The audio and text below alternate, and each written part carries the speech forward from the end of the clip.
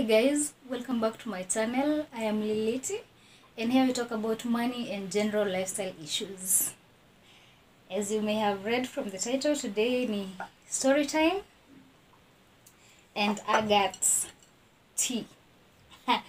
But on me, not on anybody, on me. The setting of the story is in the hospital, specifically the special unit for kids, premature kids.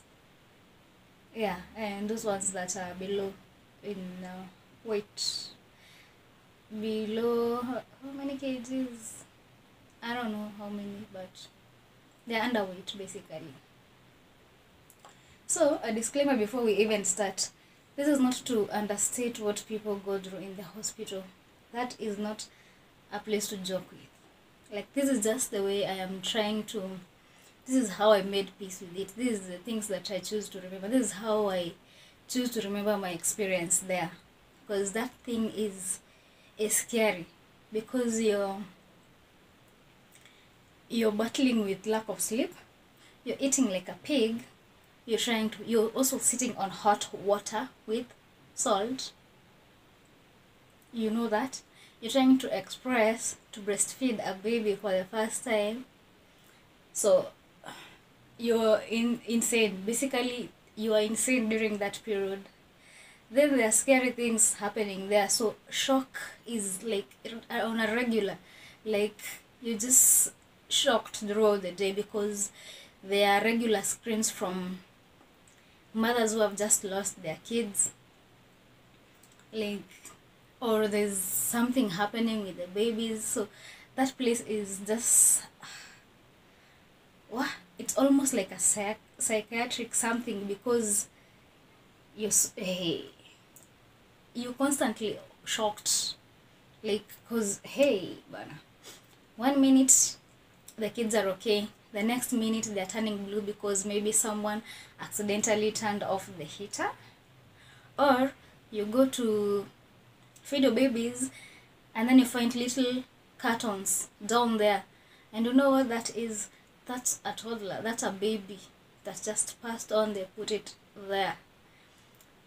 Sometimes your baby is here, and then there was another one here. You go, the next time you come, that other baby is not there. So it's like you're just on the edge throughout. So if I choose to remember it this way, this is how this is how I got over that thing, because it's constantly on your mind. Like, you just, I can't even count the many times I knelt on the bathroom, in the washroom. No, not in the washroom, but in the bathroom, because that's where you get a bit of privacy. So you're there, you're just interceding, you're praying to God, and you know what you're praying for? That you get out of that place with a birth certificate and not a death certificate. You don't even know how that feels like, because like, it's happening, it's all around you. Guys are just, they had a baby, but they can't get a birth certificate because the baby is no longer there. Another mother came, they had labor pains, but now they have to push a baby who is, it's a stillbirth. Like, you just on the edge. But anyway, so this is not a sob story. This is how I choose to remember my time there. So one thing about the babies, when you're there, they do not like breastfeed. So you express the milk and then you feed it to them. You're probably a first-time mom. You've never breastfed.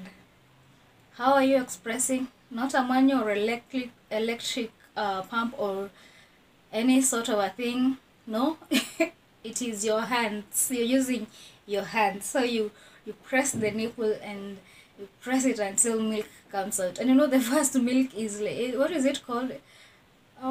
Colostrum. I don't know if it's the same for humans, but for the animals it is, I don't know. But it's that yellowish fluid. So you're supposed to push that thing to press that nipple until you have what?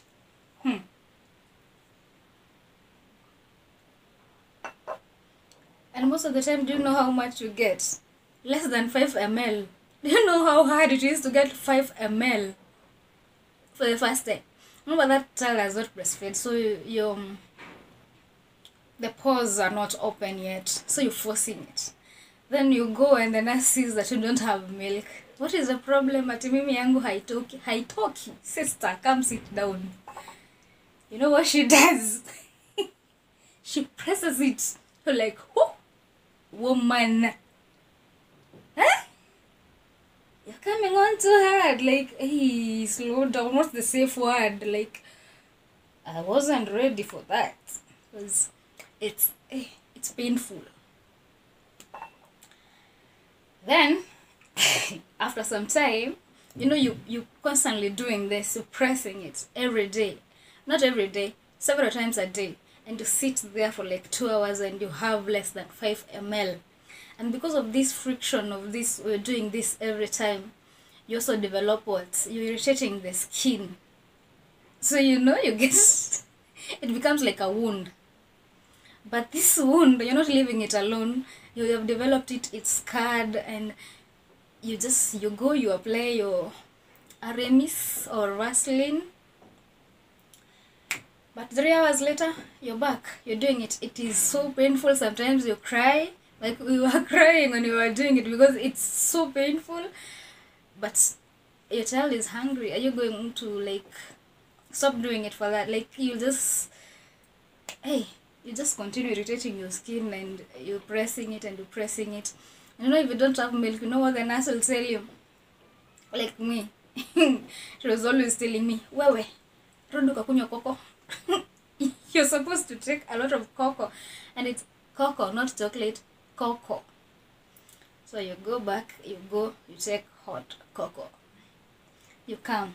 You continue looking for your 5 ml. When you're done, do you know what you're supposed to go do?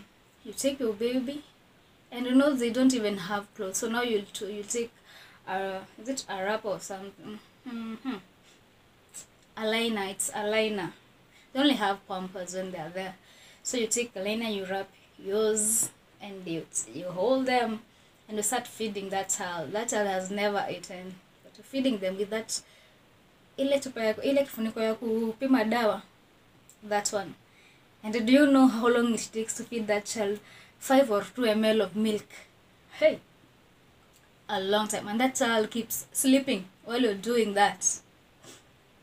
And you have the nurse passes by like, huyu mtoto amenelewa kufanya nini? Unambembeleza tu alale. You wake that child up. Unamtingisha. That's not how we do things here. You know what you're supposed to do? You take the little foot. It's very small. It's like this big. And then you do like this. Like, yeah. Like, that's how you wake them up. So you do like this, like wewe nitakutapa. Wewe nitakutapa. The baby is like this hand. Utamtapa wapi sasa? But you have to feed them. And you know how often you're doing this? You're doing this, they're supposed to feed between 3 to 4 hours. Makio, that is inclusive of the time you're expressing. So you do your 2 hours of expressing, 5 ml, 1 hour of feeding the baby, and you're supposed to squeeze in between that remaining hour feeding, showering, sleeping. Everything else that you need to do is not supposed to be done in that 1 hour because you're supposed to go back to expressing after that. So this is now where the lack of sleep comes in. And then the weird thing is that when you're expressing there could be this mothers with a tiny breast, like they're this big. Basically it's like just a nipple that is there. But once you press it like this, like it's like the springs of life,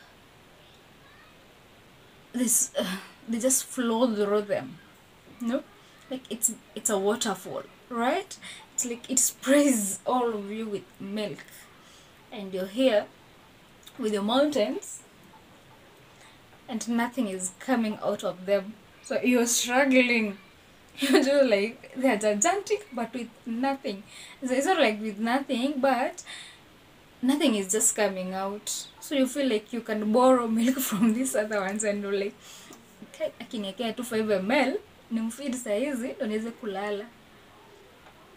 But our kids are different. They need different immunity stuff and nutrients. So the struggle is real. I think when you're here, that place is sanitized because the babies, they're taken special care of because of the immunity and all that. So you don't go there with shoes. There are shoes there that you enter with. You leave yours, you take these ones, you wear them, and then when you're going out, you leave them, you take yours and you live with them. The other thing you have to sanitize, you clean your hands with soap and clean it well so that they are properly sanitized. The other thing that you need to wash are your boobs. No, you do not go and take a shower. There's a sink there. So you take out your boobs like, then you put soap and scrub.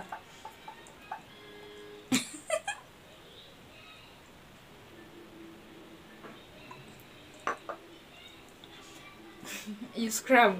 They're out.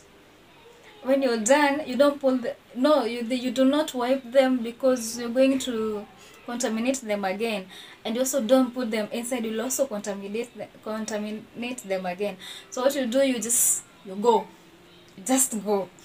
you leave, move, you go. Yes, like that. Okay. So sometimes when you're there, when you're going there, you already, and then you go and sit on the benches. It's a bench and it's so uncomfortable, and you're sitting there for long periods. You sometimes develop back pains. Now when you're going there, sometimes you're sent by a nurse because mostly you deal with nurses.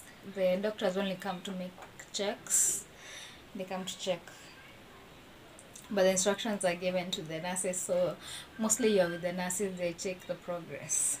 So sometimes you're there and the nurse just sends you like, you niche mama nani huko. That time it's probably lunchtime. You know, lunchtime people come to visit. So members of the family, they come to see the newborns. They come with food. So it's a family setting. They are male, they are female, they are children. It's a full house basically. And you're sent there, and you look at yourself, you're like, the first days, by the way, you're good, you're fine. But then 2-3 days without sleep, and on the third day, you're in between thoughts. You're like, really, you're not reasoning at full capacity. So you don't mind a lot of things. You're like, I have washed them, yes, I put them back, and then I come take them out and wash them again. Not me. So you go like that. Yeah, when your babies are just out there, your girls are out, you just and you step with them like that. Then you go and just stand by the door and you're like, mama nani, mama nani.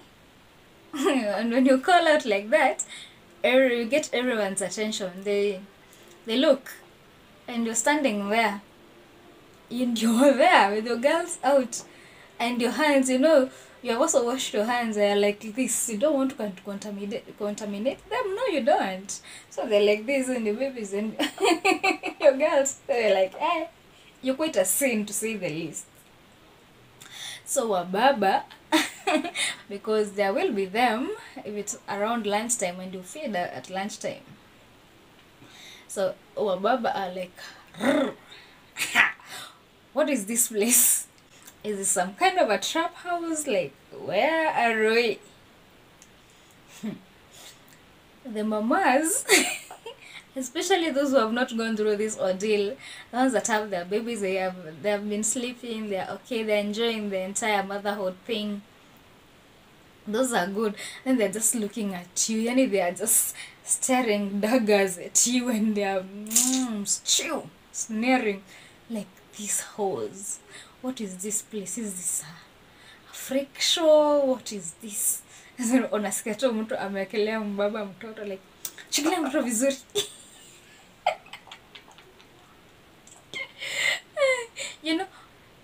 ungekuwa na pesa sasa hii tungekuwa private wing, hatungekuwa tunaona hivi vitu kama hizi. And you can tell that she's feeling some type of a way, but you're like, not my monkey, not my circus, not my monkey. So you do you, and I'm doing me. So like everyone is just staring with their own thoughts.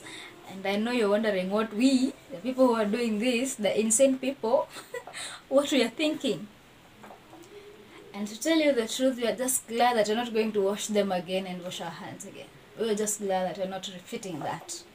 So you continue. Mama nani, unaitwa na nasi ile side nyingine. And you step, like, huko nyuma, at the back, you look like a nun because it's a hospital gown, so it's long. You come back on floor and then it's oversized, it's big. So at the back, you look like a nun. But in the front, what?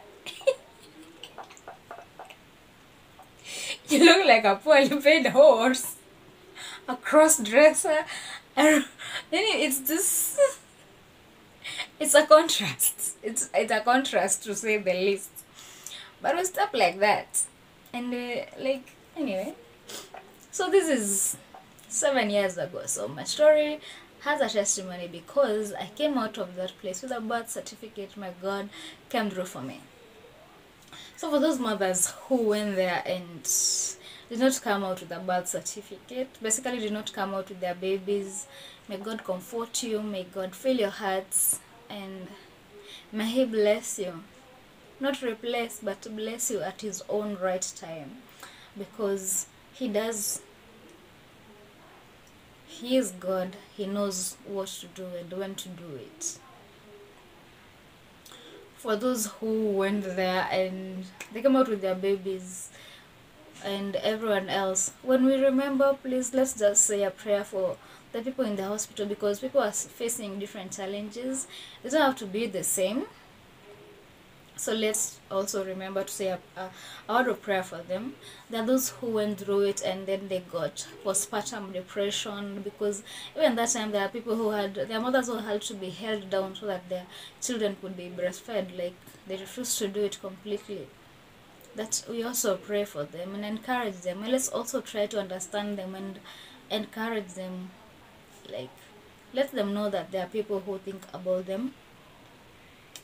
And for husbands who have experienced stillbirths and who have lost their children during childbirth or such kind of scenarios, don't neglect your wives. Those people, like, those women go through a lot, because sometimes you're booked in, they have confirmed that the child is dead, and they don't even induce you immediately. They just leave you there and you're lying there mourning your child, knowing very well that you have this big belly but the child inside is not alive.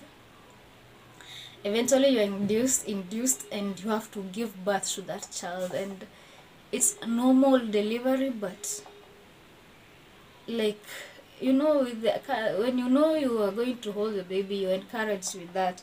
But this one, it is futile, it is like, it's just, why you're asking yourself, why am I even doing it? The child is not even alive. Like, it's traumatic. And then they are facing all this, and then they still have to answer questions from the doctors and the medical staff, like, are you going to bury your child? When are you going to take your child? Or should we dispose the child for you at a fee? This mother is mourning. This mother is not in a position to answer these questions. So you should be there. You should be the one making these decisions. You should be there telling her that it is okay, because she's not the only one who has lost, because you should be feeling the same pain. You should be there for her, telling her that it is okay, and you're there with her. So guys, thank you for watching. See you on the next one, and bye.